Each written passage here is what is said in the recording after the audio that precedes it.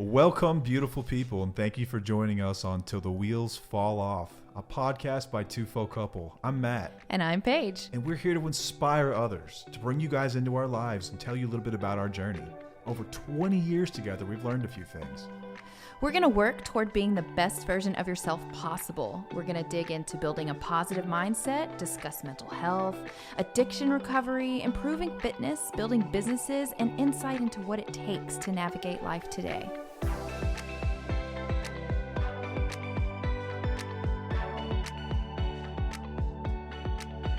Welcome back to another episode of Till the Wheels Fall Off. I'm Matt. I'm Paige. You just got back out of town. I did. Oh man, how was it? You got a little break. It was nice. It was nice to be present and get away from social media, and I'm all puffy from eating a lot of food. Got some goodies in you? I did. It was crazy not having you here. But you held it down? I held it down just fine. It's just I find myself, I have no one to talk to. The kids. I mean, you know what I mean about other things like life adult stuff. things? Adult stuff, yeah. Yeah. Talk to Chris, but without you around, it's just weird. Oh, did you miss me? I did, big time. Big time. Yeah, it's nice to get you home. Well, thank you for doing all the things. I missed Sydney's second competition. Oh, it was fun. I did a dance competition, which included getting a little girl ready with full stage makeup. But my mother-in-law, your mom, came by and helped out so much. Yes. If you're listening, thank you, Susan. So grateful for you. Oh, it was amazing. I did put on falsies, which I thought I did a great job, but discovered later in the afternoon she was just telling me that, but I did a not so great job. Yeah, somebody noticed. Man, I thought it was good. I think you did fine. That is the smallest bead of glue I've ever applied to anything. Lashes are really hard to put on. It's intricate. Yeah. I'm glad I'm not drinking anymore because I would have been shaken and it just would have been, been everywhere. awful, man. Stuck them in her eyeball. Freaking mess. That's awesome. Freaking mess. Okay, some announcements real quick. We do still have some sweatshirts available. There were 3 boxes. Now there are 2.5 really. So it's getting low. It's getting low. It'll be getting warmer before you know it. And you're going to wish you got them. So if you haven't grabbed one, head over to tufo.com and you can do that. Yay. We've also got our course still available. Never going to stop pushing the course. Right. So people are finishing it and the stuff we hear back, like it brings us to tears. The amount of help and information and education that people get from this thing that they're not getting anywhere else. Like people have said, I could have saved thousands and thousands of dollars on therapy, or I've scoured the internet for years and I finally found exactly what I was looking for, and it's the information in this course. Word. It's tough because a lot of people aren't ready to hear the information that's in the course, which is sort of what our episode's about today. But it is crucial. It is something that you will do and be like, oh my God, I'm glad I did that. Absolutely. And I think a lot of people also, what we find just looking at the data and the analytics within the course is that a lot of people start it and then you can tell it gets really heavy and they'll back off. I think part of that is also because of the cadence of these types of relationships, the ups and the downs. Like this is the roller coaster. Yeah. This is the roller coaster. It's the worst roller coaster of all time. It's like the Texas Giant, that old wooden one. Oh gosh, Used to rock my you back and hurts just hurt your thinking about ribs. that. It's like an old timey roller coaster, right? Yeah. It's just these ups and downs, and sometimes it feels like things are getting better, and before you know it, you're slammed back down to reality. So I get the sense that some of that's going on too. But if you stick with it, if you're ready to invest in your recovery and you're sick of being stuck, this is the way out. Yep. This is the way out. Independentlystrong.com, or you can access it through our website, tufo.com. And Wheelies, if you're a listener, if you're someone that follows us, you can get a 75% discount using the code Wheelies75. That's Wheelies with an S, 75. And for this upcoming month, we are going to be extracting Module 1 from the course and making it a standalone course. We extracted the self-care portion. That's going away. Now we have this new one. Yeah. And for $50, you can get access to Module 1, which includes an amazing worksheet that you're going to hear us reference many times during this episode. Yeah. And it's going to be great. Yeah. Yeah. It's a relationship evaluation. And then we have information on how you were affected within this type of relationship. There's more information on how my story came about. There's clinical perspective in this module and like so much more. It's such a good one. It sets the stage for healing. And I think that's like, this is your favorite module in the entire course, right? It is. It is. Yeah, because it helps us see things from a different perspective and helps us make decisions going forward. Yeah. Yeah. Like if you ever thought, I wish there were some kind of test I could take or something that would help me just like see this for what it is and something that would remind me of what this really is. This is the module that does that. Yeah. And that evaluation, especially that Right. worksheet that's in there. That's what it's designed to do. Yes. It's excellent. Yeah. So be looking for that over at independentlystrong.com. It's a mini course. You will find it there. $50. You can grab that. It's a great intro to this. It's also very beneficial. Like you can get a lot just from that module. Mm-hmm. So check it out. Yep. Okay. We've alluded to the topic here a couple times. Yes, we're going to talk about what denial looks like. What denial is. Yes, and that's the reason I want to bring this up is because I was in denial for a long time. It was part of my story. And I think that there's a lot of people who are in denial, but they don't realize they're in denial. So we're going to talk about what are the signs that you might be in denial. You never really know it when you're in it, right? It's very hard. It's something you see in the rear view usually. Yes. Yeah. Same for me. Yeah. And I remember whenever I went to treatment and or when you went to treatment and I talked to your counselor, she was like, yeah, denial is a really comfortable place to be. Why are you moving away from me? How rude. I'm not. I just had to shift the chair. Sorry. Dang. Do I smell that bad? I'm good. I had to shift because I was like, my head was hurting, turned sideways. Because I'm way back here? Yeah. Okay. Sorry. Yeah. So we're just going to kind of go down this list and we're both going to talk about, how it was a part of our relationship too.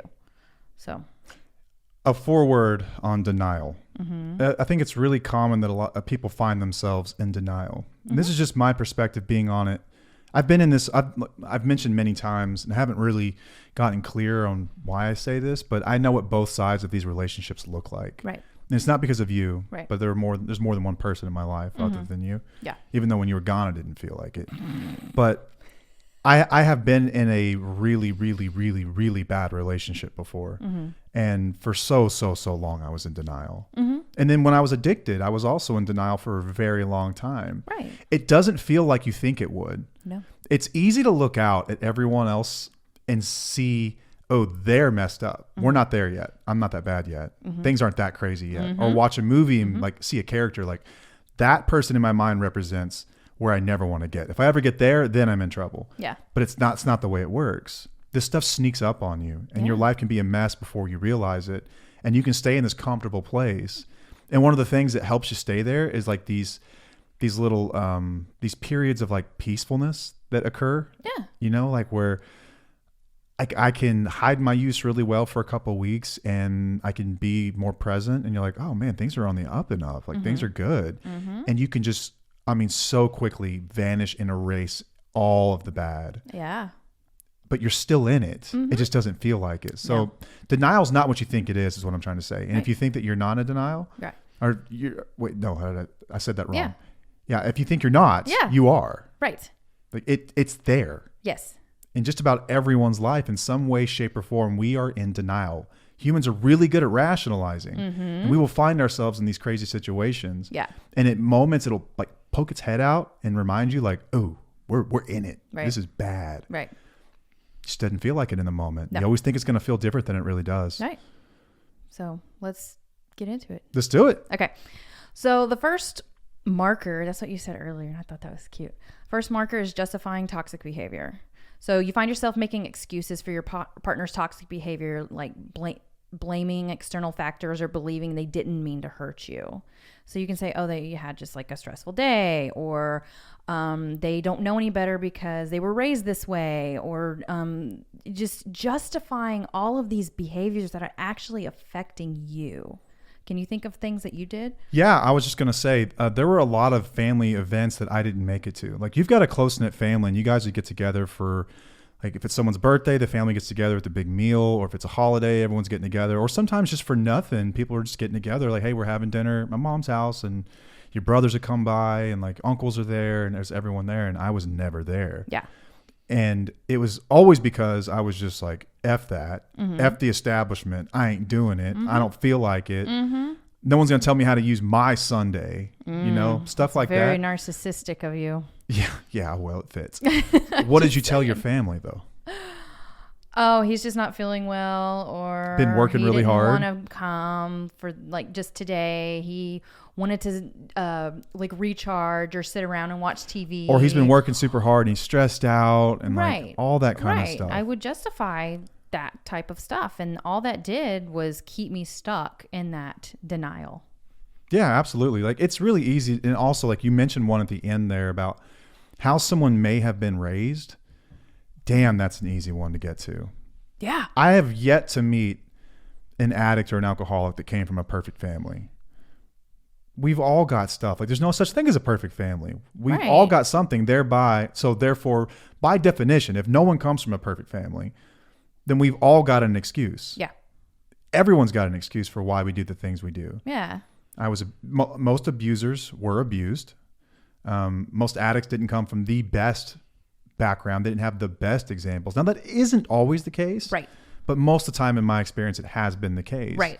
And it's really easy to look at the way that someone is and say, man, that kid never had a chance. Yeah. Like he was, what do we expect? You know, like, and you can, people with empathy often are the ones who are attracted to us the most, can fall in that trap, that empathy trap, where it's, oh man, well, God, they just had it so tough. And so you just find yourself tolerating this. So like justifying, tolerating, kind of the same thing. Exactly. All right. Number 2 is going to be ignoring red flags. Ooh.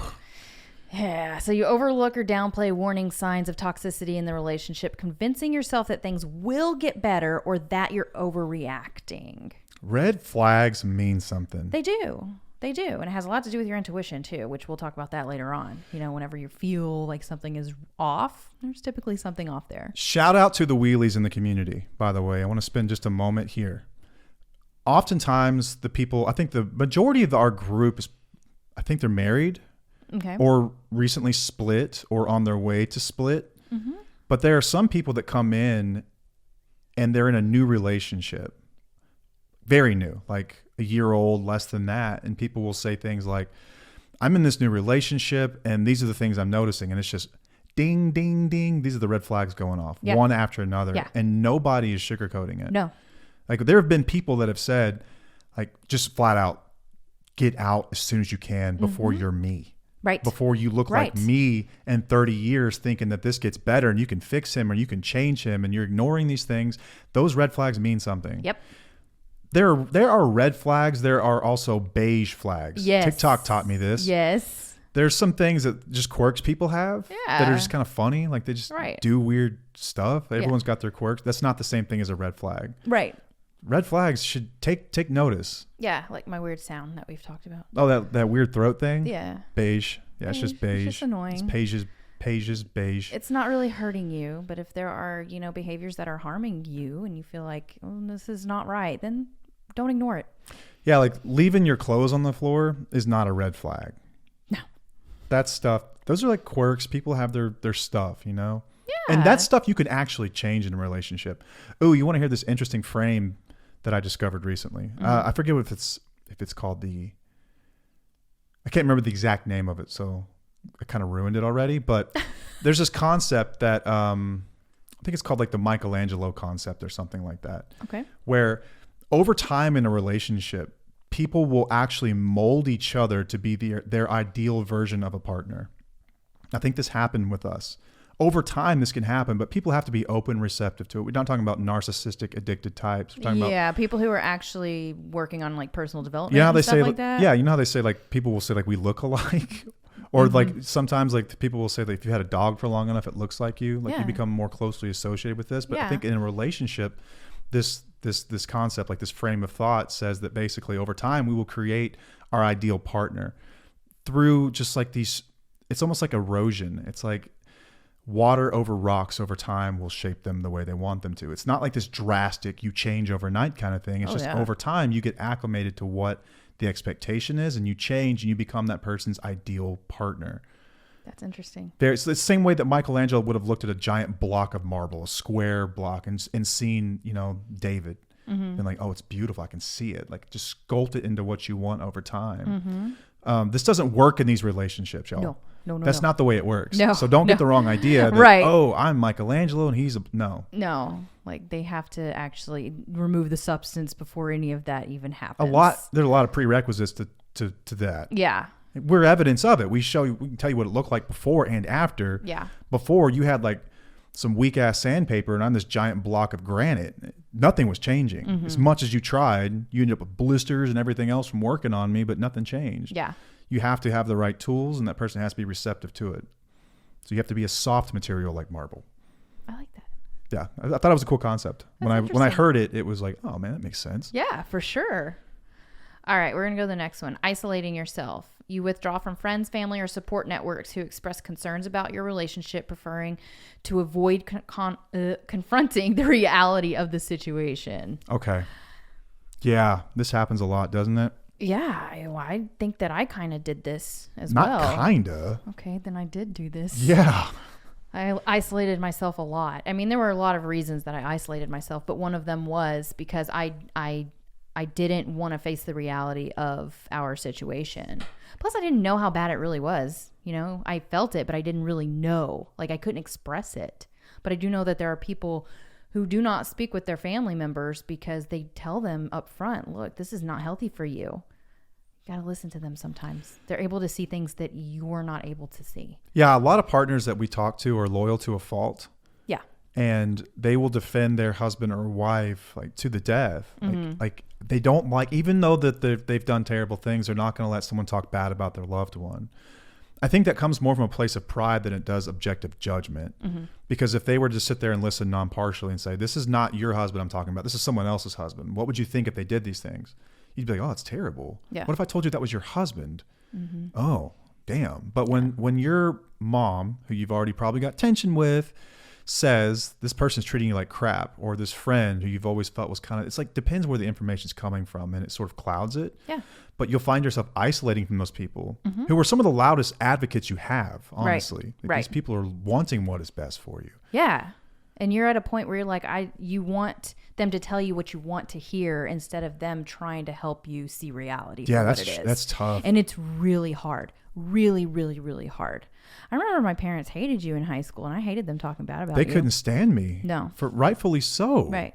Right. And even like I had no manners, no respect. I was a hoodlum, man. Yeah. Running around just getting into trouble, and There were so many red flags. so back many then. red flags.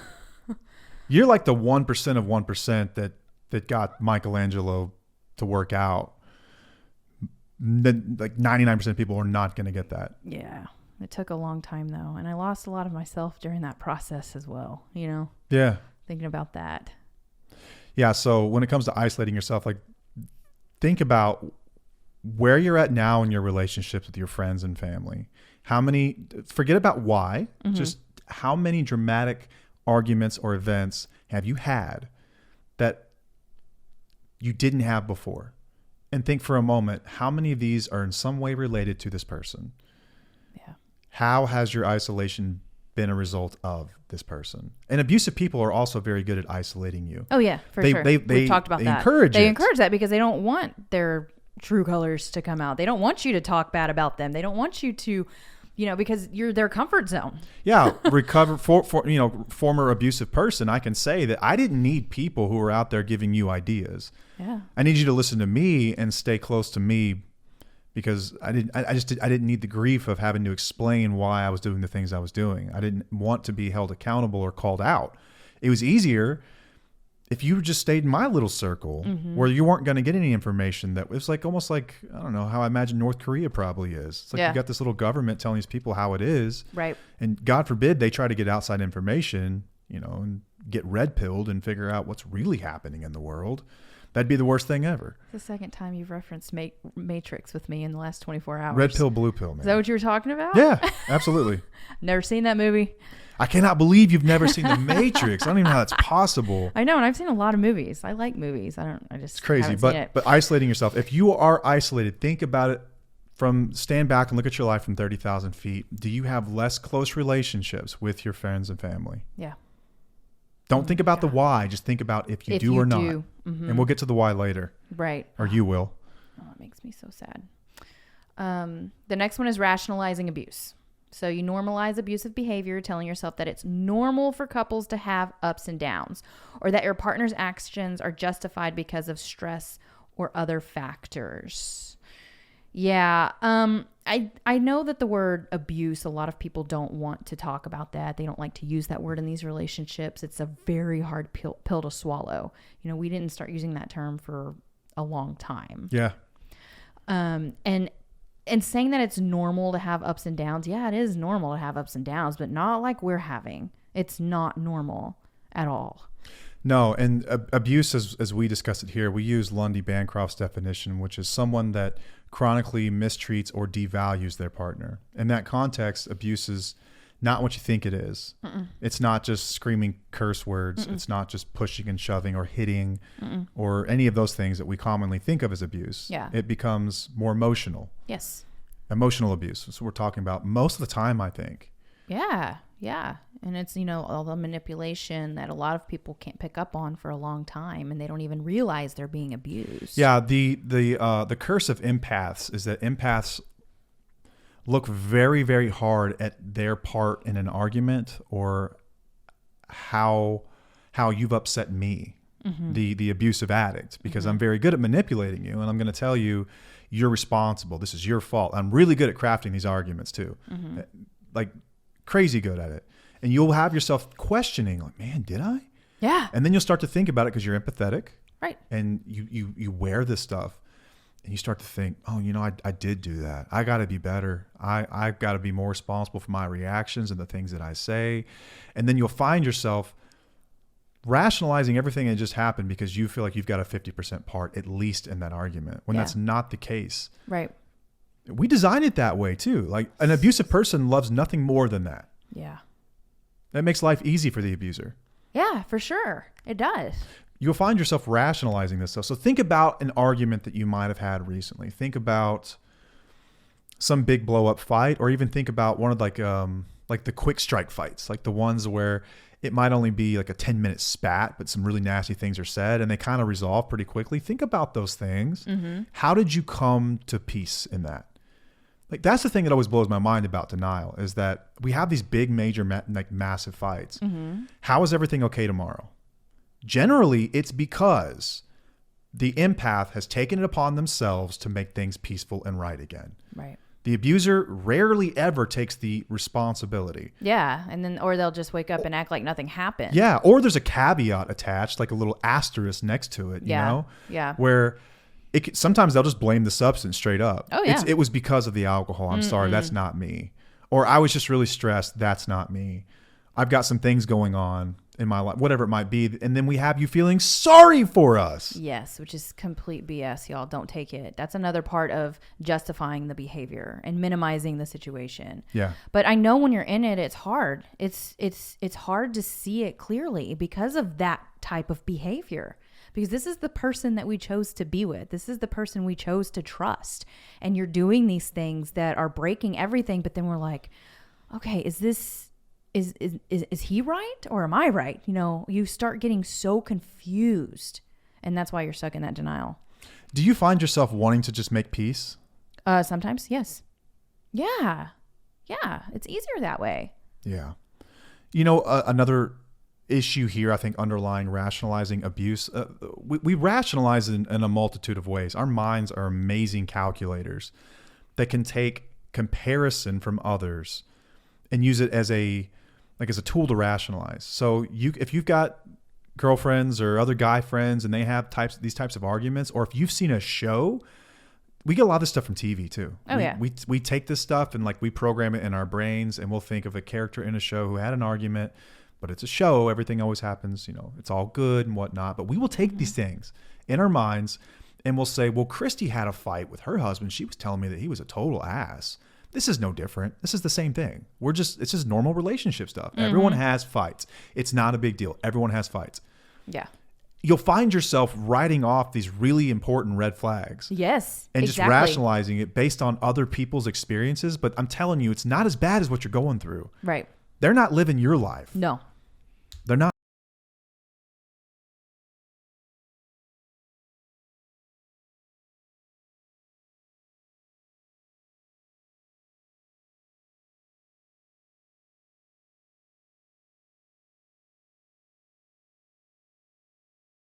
myself, or if I used to find myself just trying to keep the peace or whatever, I would do that just because you were really good at what you did, to where I would believe you. It wasn't necessarily that I would try to keep the peace or whatnot. It was just like, oh, you know, I was wrong in this situation, you know, and just I'm sorry, let's move on.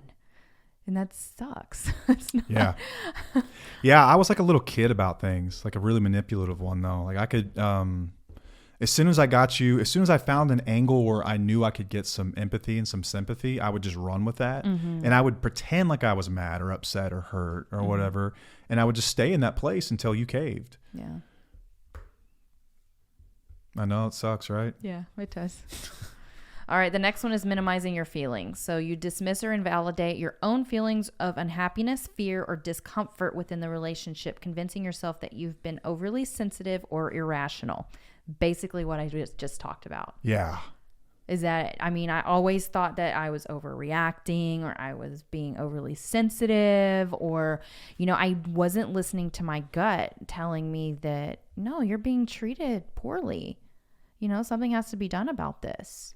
A lot of people are raised being told that they're too sensitive. Mm-hmm. I know that you were one of those for sure. Mm-hmm.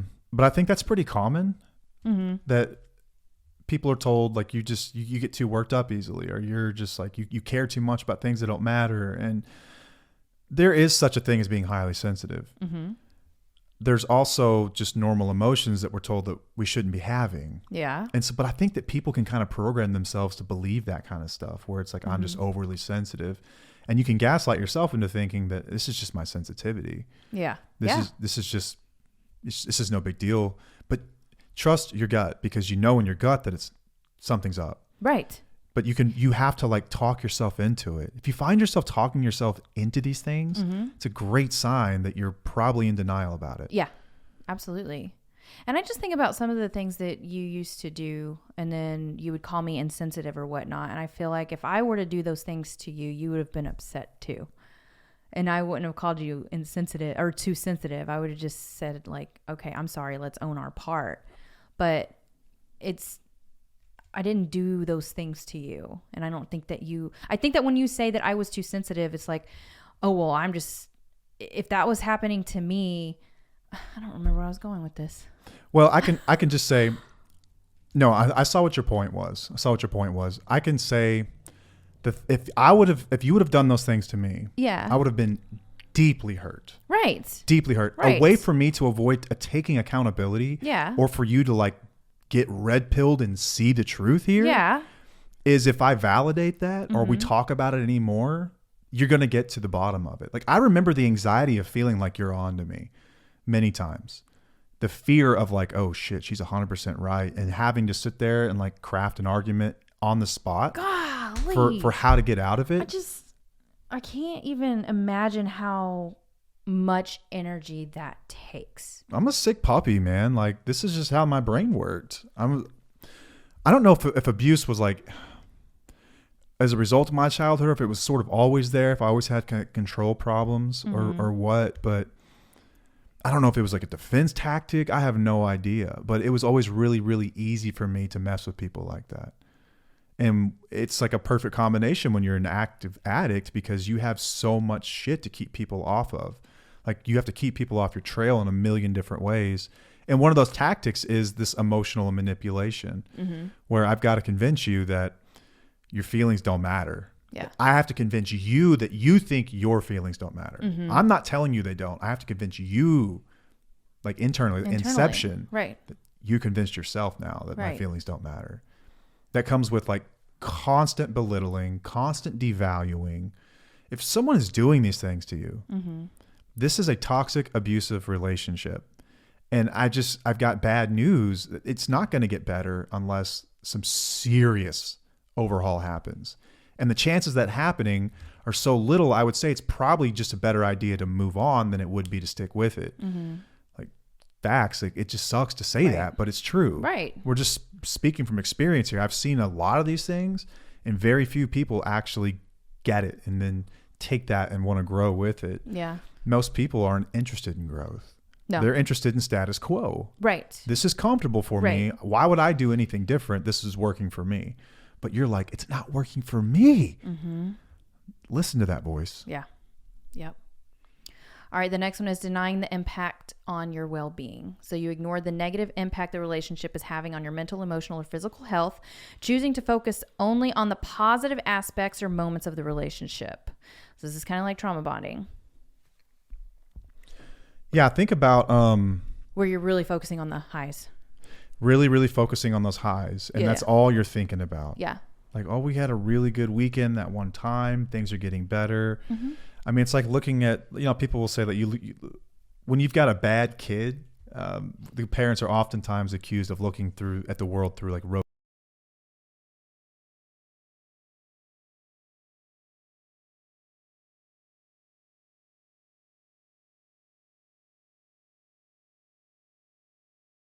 Man, I want to become. This is the father I want to be. And like, you're like, oh man, I'm hooked. This dude is it. Yeah. You start to look at me with this frame that like positivity, and you're not focusing on these bad things. Mm-hmm. But a good indicator that you're wearing rose-colored glasses is look at your life. Really look at your life. Like you talk about it in this module and on that worksheet. Yes. Think about a time when you had a fire inside of you. Mm-hmm. Reignite that fire. What did it look like when you were on top of the world the last time? Right. What was the texture of your mind like? What was your friend group like? Yeah, what were you doing? What were you doing? What were you was in your school? purpose in life? Yeah, were you in school learning something? Were you optimistic about your future? Were you challenging yourself? Were you just doing things that made you happy? And you're really good at placing people back in that moment. Mm-hmm. And they're like, then for just a moment, they realize, oh my God, like, I'm not that person today. Yeah. Not even close. Mm-hmm. And then it vanishes again. Right. It becomes a skill to look at that and remind yourself. But some of the other things, like the physical pieces, you can pick up pretty quick. Like, have you gained or lost a lot of weight? Mm-hmm. Like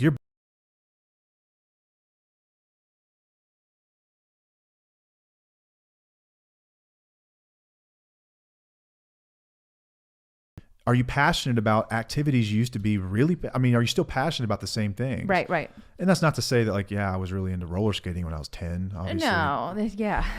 But things that bring you joy like that. Right. I used to paint. I don't do that anymore. Mm-hmm. I don't do any of this stuff. Your body will tell you. Your life will tell you. Yes. And your well-being is reflected in that stuff. Yes. But if you look at it through rose-colored glasses, you're like, oh, it's pretty good. We've got a house. We've got gratitude can be like an enemy at times. Yes. I think especially the way like this toxic gratitude thing that people use. Yeah. Yeah. Where it's like, oh, well, all your bills are paid. Oh, you got a roof over your head. You've got food on your table. You've got clothes on your back. You've got all of these things. You've got air to breathe. You're alive. Like, okay, yeah. But those aren't like, we're asking for our emotional needs to be met. That's totally different. Can you have any gratitude there? Like about your emotional needs? This is all physical stuff, right? Like, yeah. These are things that you have to survive. Yeah. Like the Maslow's hierarchy of needs, like shelter and all that. Yeah. So. You were like one of the first people that I knew anyway that identified toxic positivity because you came from an MLM background at one time. Yes. And not to say that they're all bad. I'm not here to bash MLMs, right. But in some of these circles, and it's well documented that there are people who are struggling and they're gaslit and told that they're being ungrateful. Yes. So, but that is still out there. And like, you still recognize this a lot. Oh yeah. How does that play into this? Social media is big time on that. Well, what do you mean? How does it play into it? Like I guess the narrative that social media pushes and that people will push at times. Well, yeah. They're pushing this whole stay positive or choose happiness. That one, the whole choose happiness. Yeah. I think that term got spun around incorrectly. It doesn't mean that you wake up during the day and you say, you know what, I'm just going to choose to be happy today. It means that you need to make decisions within your life that are going to make you happy. Mm-hmm. And I know that you've always said happiness is the way. And what is it? There is no way to happiness. Happiness is the way. Well, you don't just choose to be happy. You have to build a life around yourself that is going to bring you happiness. Yeah, I think that applies in the context. I've always thought about that was materialistic things. Mm-hmm. I thought that when I got a certain car or when we got a certain house or when I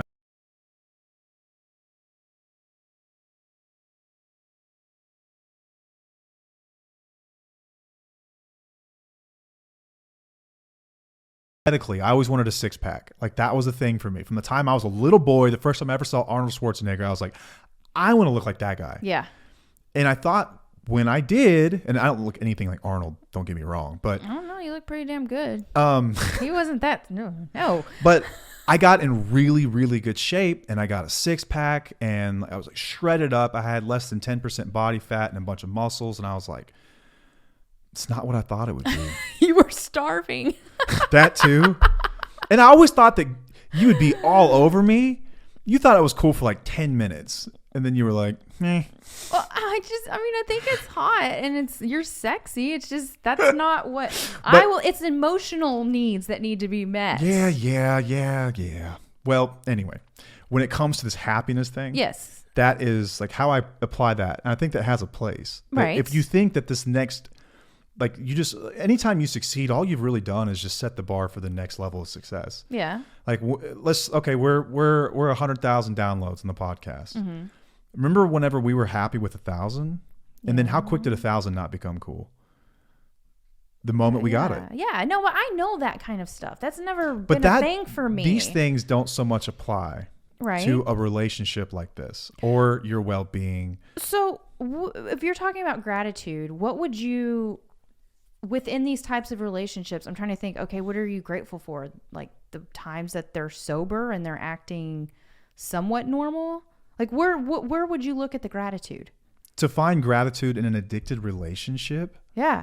How would I suggest someone find gratitude? No, like what would they be grateful for in the relationship? What is something that they could look at that would be positive? Because this is saying, you ignore the negative and you only focus on the positive aspects of the moment. What are the positive aspects of this relationship that are overriding the negative?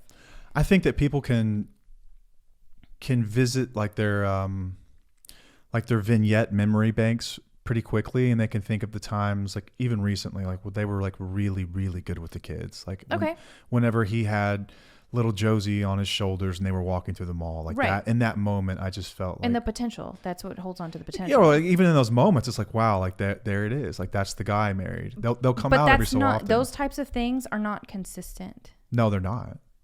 And they're supposed to be consistent. Yes. I'm not saying perfect all the time. No. But definitely more often than not. That's a good way to put it.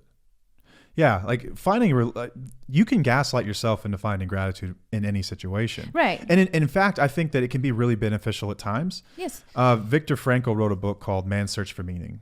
Mm-hmm. Frankl, I think he's a psychiatrist, maybe psychologist. Either way, he was a prisoner in a concentration camp, World War II. Right. And it's about how they could take everything from him but his hope. And finding gratitude in some of the simple things in life. But he had no choice in that situation. Yeah, that's the difference. Right. I believe. he was in this dark situation, and that's how he was able to survive. It was truly a survival mechanism. And I think it was a beautiful mindset to have in that moment. Right. With chaos breaking out around you. But you're right. This is a voluntary relationship that you're in. Yes. And oftentimes you're still in it because you think you're supposed to be. Right. Or because the church tells you have to be, mm-hmm. because your friends pressure you to be, and you don't want to split up your family because of finances, because of all these things. Mm-hmm. And you can find yourself getting grateful for all this stuff, but like be real. But then that keeps you in denial. It does. There are choices here. Yeah, that's the catch. Yeah. That's the catch. Yeah. So you can choose to do that. Like Melanie, is it Beatty or Beck?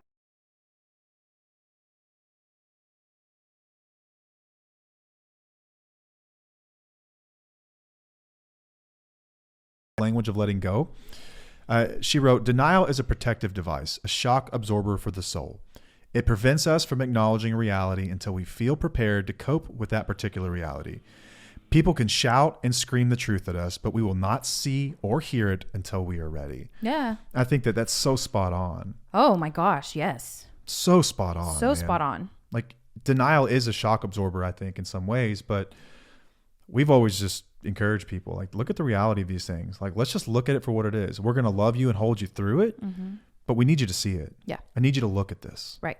Truly. I tell addicts the exact same thing. Absolutely. I am a firm believer that you never, ever, ever tear anybody apart without zipping them back up. Right. So when I first meet somebody and we're working through recovery, I will destroy them till they're a blubbering mess.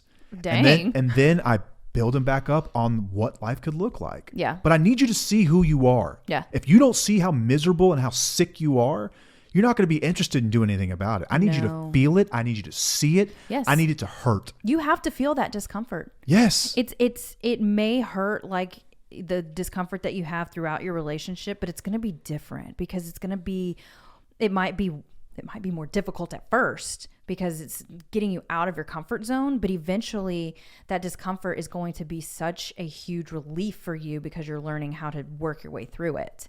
It starts with And pain. then you get past, yes, it does. It does start with pain. But do you want to be in the same pain the rest of your life within, this dynamic that you're in, or do you want to shift that pain? Yeah. Does that make sense? Yeah. Yeah. There's psychologist I was listening to the other day. I don't remember who it was. It was Peterson or someone else, but this guy was saying, he's like, you're screwed either way. Mm-hmm. You're screwed either way. Mm-hmm. Both outcomes are screwed. Mm-hmm. If you stay, you're screwed. Mm-hmm. You know what your life is going to look like, but it's going to get worse because it's progressive. Exactly. So if you think it's bad now, just wait. Yeah. It gets worse over time. Yes. It gets way worse. Right. You think the abuse is bad now, just wait. You Right. think it's bad with no kids, just wait till you have kids. Right. You think it's bad with like little kids, wait till they're teenagers and they're adults and they need like real parents and adults around to help them. Yeah. And you've got the burden of everything. Right. Like, the alternative also sucks. Mm-hmm. Leaving is scary. Yeah. There's Being on grief your own that comes scary. along with that. Huge amount of grief, which we're going to talk about in an episode Another pretty soon. Mm-hmm. You're screwed either way, but at least you get to choose how screwed you're going to be and what that path looks like. Yeah. And one is progressively worse. The other one's progressively better. That's the thing. It's like, Yes. they're both progressive paths, but one goes down and one goes up. Yeah. Now, denial is a shock absorber. At times we do need that. People aren't ready to process things right away. If I had $1 every time I talked to someone who had a problem and they just went, oh, man, you're right. What do I got to do next? I would have like $2. Yeah. And I've talked to hundreds of thousands of people. Most people are in denial for quite some time until life gets bad enough that the shock absorber breaks. And you've seen cars rolling with no shocks. They're a mess. Life is falling apart. Yeah. They have to get there. But you can also sort of wake yourself up to it. Yeah. So you're screwed either way. Well, it's just like changing your lifestyle, like your diet lifestyle. Mm-hmm. It's the same. Yeah, pick your heart. If you pick your heart, if you're going to stay in these poor eating habits, not working out, it's going to go down. It's going to get progressively worse. Yeah. You're going to get sick later on down the road. It causes a bunch of issues within your You will have health problems. everything. Your life will end before it was.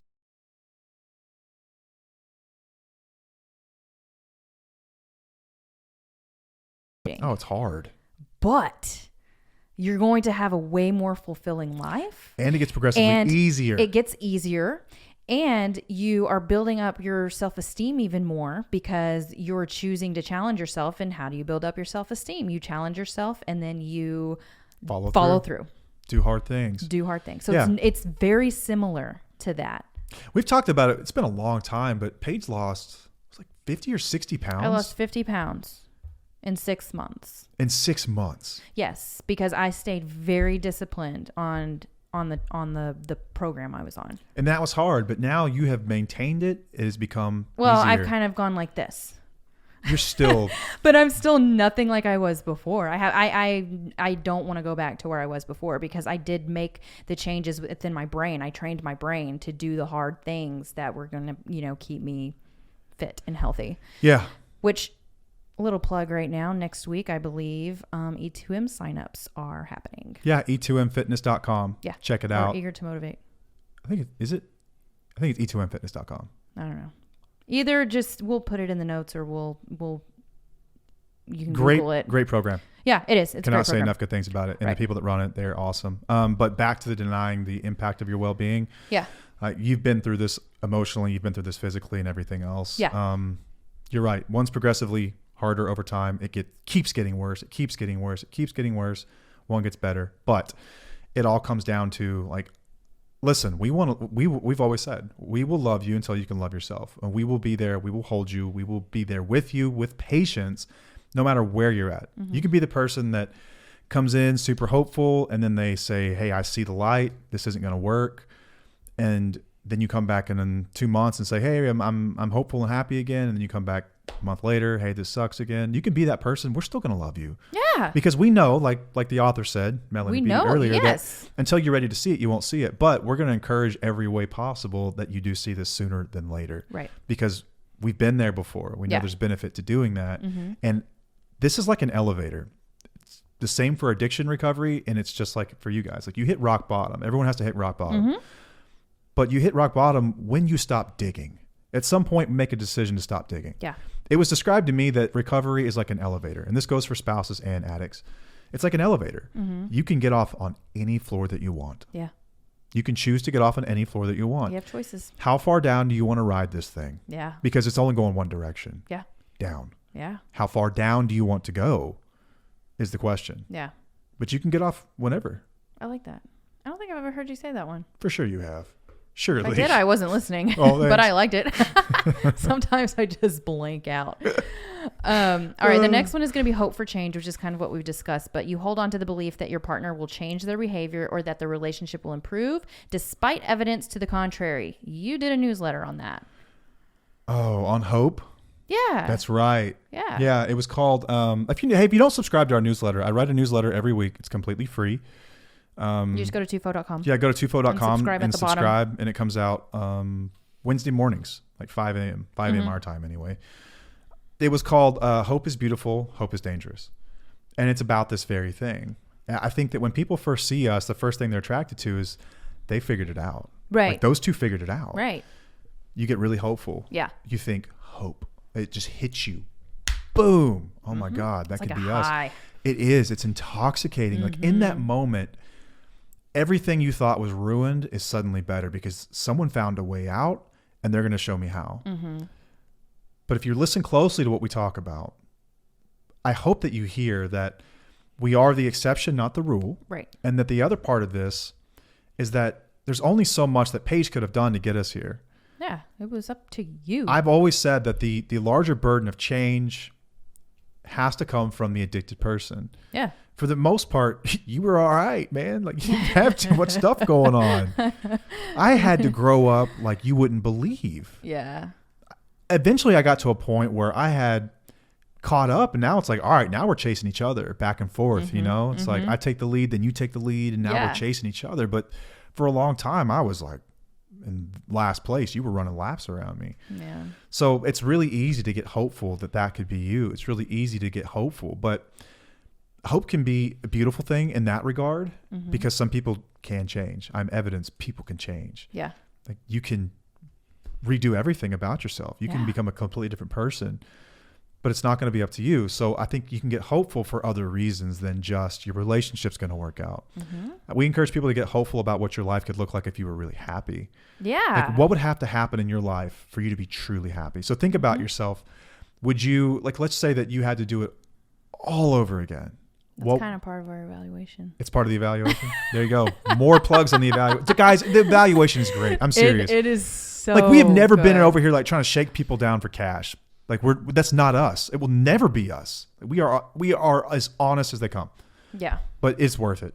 That module is so worth it. It really is. It really is. But anyway, like would you go back to school? Would you learn something new? Like would you be a writer? Would you move somewhere else? Would you move to the beach? Like if you had to do it all over again, like get hopeful that life is still there. Yeah. It is never too late. Yourself. Yeah. It is never too late. Like I got really discouraged about writing a book. I got really discouraged about starting the podcast, about all the things we do. What?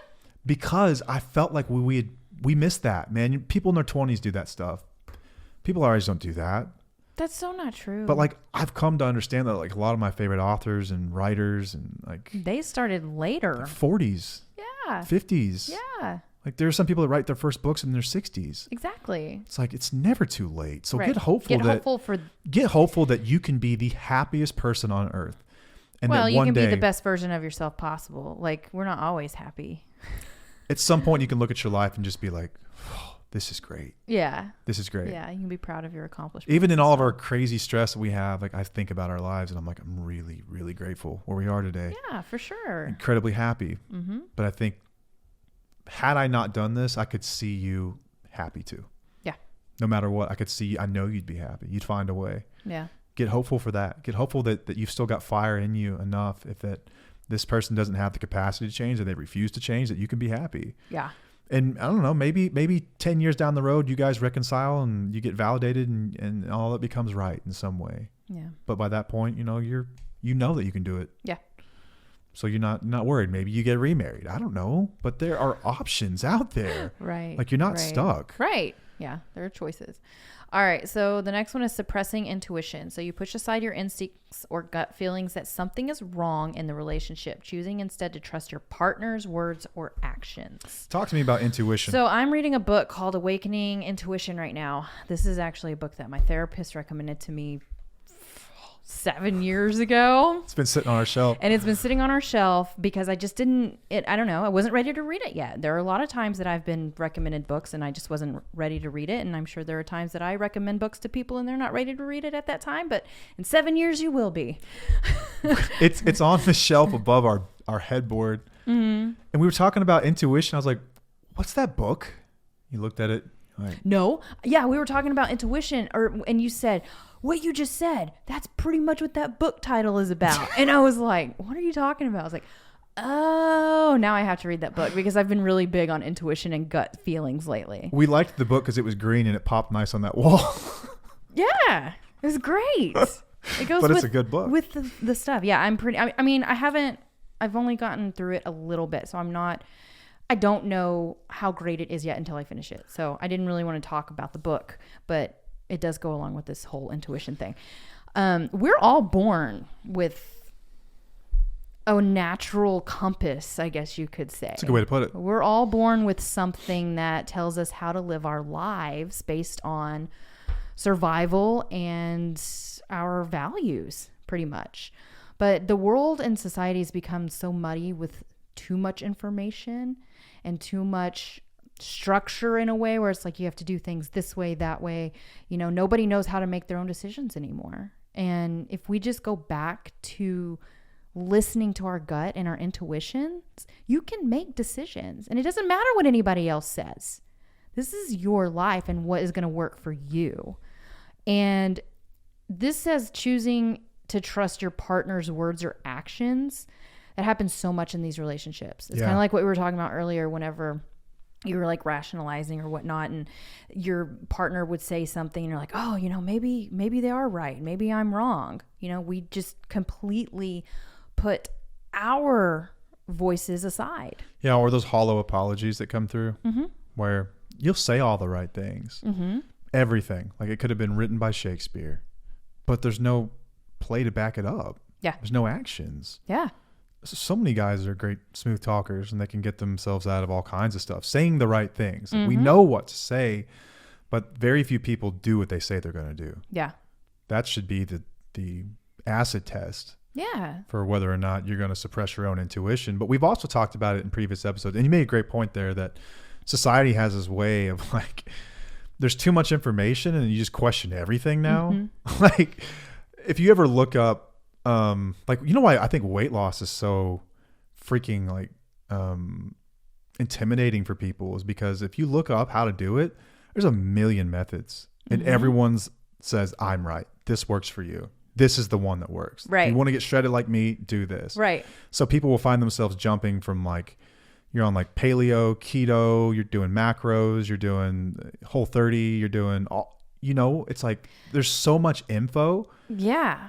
But our intuition gets suppressed. Like this is kind of the same thing, but another part of it is, and we've talked about this, that being in a relationship with an abusive person has a way of crushing your self-esteem to where you don't even trust your own intuition anymore, which is why one of the first things that people say to us, like if we're working with them on one-on-ones, like in our coaching is like, I can't even answer that question, Paige, because I don't even know who I am anymore. Right. Like I don't even know what I want. I don't know who I am or what I am.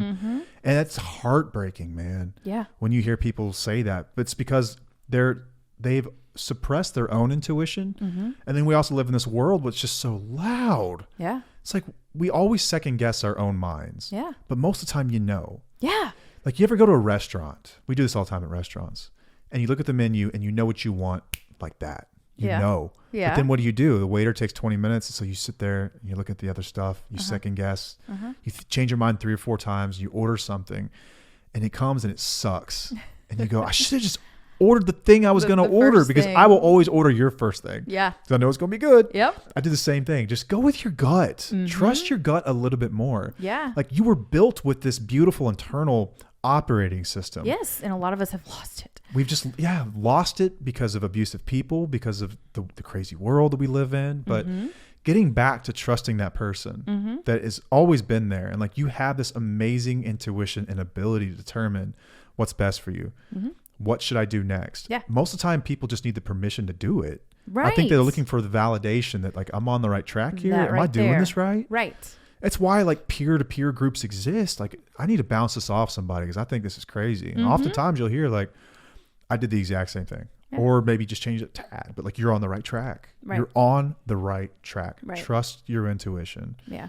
It's hard to do though whenever you feel like it's not there anymore and you don't know what happened to it. Well, also there are some times when people get confused with intuition and like neuroticism type things. Ooh. So we should have an episode of neuroticism soon. Yes, we will. So just some things that are like a little out there, you know, they're kind of unrealistic. Turn off ID channel, y'all. Yes, things like that. Turn off ID channel. Things like that, because that's not really your gut talking. That's more paranoia, of anxiety, and things like that. But when it comes to actually making decisions in your life that are going to affect you, listen to your gut.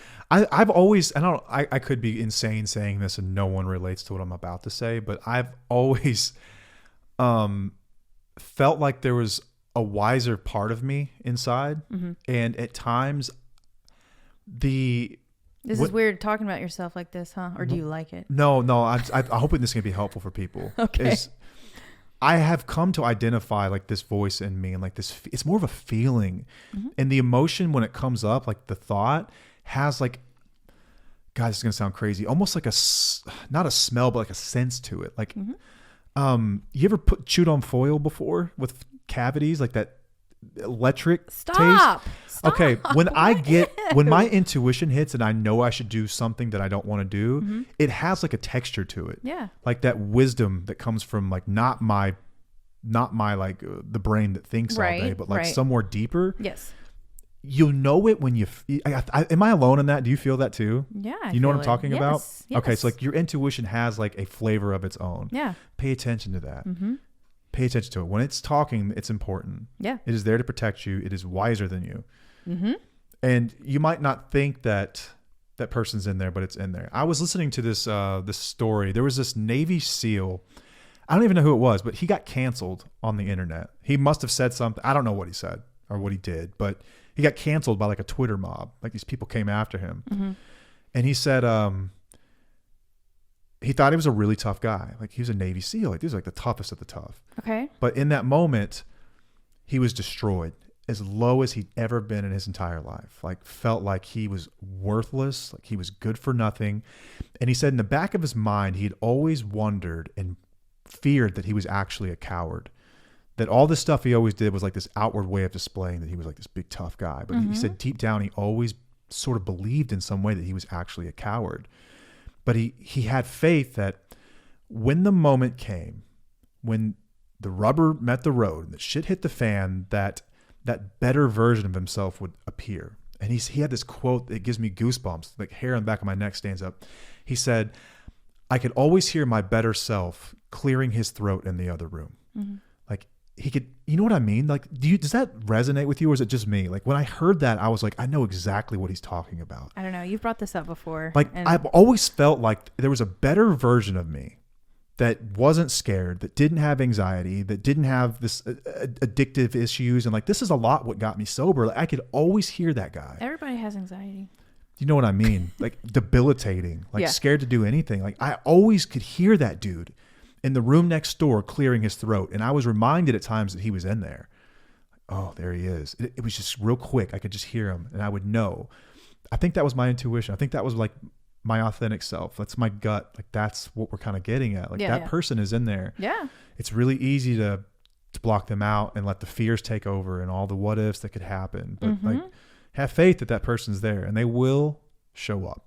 Yeah. If you let them. But yeah, but even like triggers and things like that, that's part of your intuition. That's your body telling you something. Yes. Anytime your body is doing anything that feels different, like you said earlier, your body does keep the score. You have to pay attention to all of these emotions and sensations and feelings. It's all within your body, and that's part of your intuition. Yeah. Don't suppress it any more than it has to. When you get that little scent or that zing in your head, you hear that voice, you hear that person clearing their throat, pay attention. Don't suppress it. Yep. All right. So the last one is fear of confrontation or change. So you avoid confronting your partner about their toxic behavior or initiating changes in the relationship because you're afraid of the consequences or the unknown. Well, this is pretty common and standard, even though a lot of us have, confronted our partners and it always turns into nothing. Yeah. But I think that the fear of change is one of the big ones here, is that you're scared of what it looks like on the other side. Yeah. You're scared of getting out of your comfort zone. It's scary as hell. Or getting out of denial. It's scary. There's this quote. I don't even know who said it. I don't know who to attribute it to, so I apologize. But denying the truth doesn't change the facts. Ooh. Just because we deny the truth doesn't change the facts of our situation. Yeah. And the facts have to be dealt with at some point. Yeah. These are the facts. Absolutely. They will come out. They will find their way to the surface. They float. And they will find their way. And you're right. There's a fear of confrontation or change, and it's okay to be scared. Yeah. Guys, I don't ever want anyone to feel like we're telling them you can't be fearful. Scared is totally fine. Yeah. Like you're gonna have a lot of fear around this. It's okay. Like that's why we encourage people to lean on the community. Yeah. Like get with the community. Get with other people that are going through this. Like I was really scared when I was going into this. You were scared when you were going through this. Like we had people around us who were letting us know it's okay to feel that way. Yeah. It's massive. It's massive. So I think that wraps up denial. Yeah. That's a lot. Yeah, it is. But yeah, denial doesn't change the facts. Like you No. can tell yourself these things aren't so. And like as we started off with is that it's never going to feel real. Like you're going to think it feels different. You're here. You're everything. You're in everything you thought you'd never be in. Chances are. Yeah. If you're listening to us, chances are you're already there. Right. And we'll love you until you can love yourself. We'll love you until, let's say we'll love you until it's not contingent. We'll always love you. Yeah. No matter where you're at along your journey, but you always get nothing but patience from us along this. I don't want people to hear this and think that, okay, I have to change today. No, you don't. No. You don't. You'll change when you're ready to change. Exactly. But just remember, it is an elevator. Yep. You can get off whenever you want. Yes. I love that. All right. Well, I think that's all we got. So until next time, I am Matt. I'm Paige. And we'll see you. Bye.